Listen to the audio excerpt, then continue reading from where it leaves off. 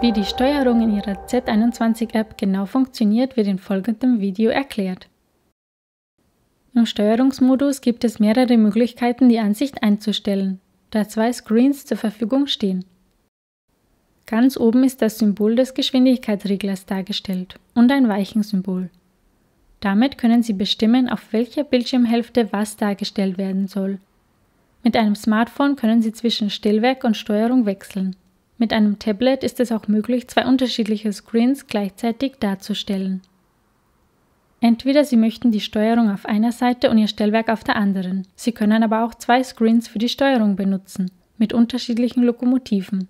Oder vielleicht möchten Sie sich auf Ihre Weichen konzentrieren und öffnen zweimal das Stellwerk auf unterschiedlichen Seiten.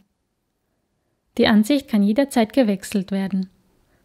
Sofern Sie ein Tablet benutzen, finden Sie in der Stellwerksansicht außerdem unten rechts ein Symbol mit 4 Pfeilen.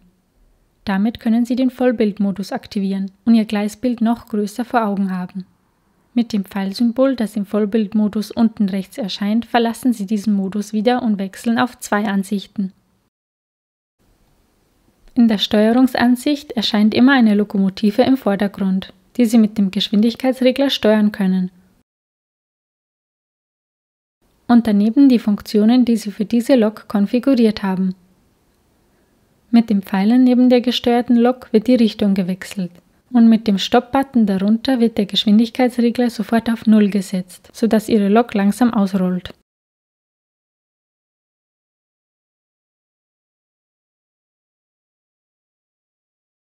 Möchten Sie die Steuerung zu einer anderen Lok wechseln, können Sie in der Liste, die sich unter der Steuerung befindet, nach links oder rechts streichen und andere Lokomotiven antippen.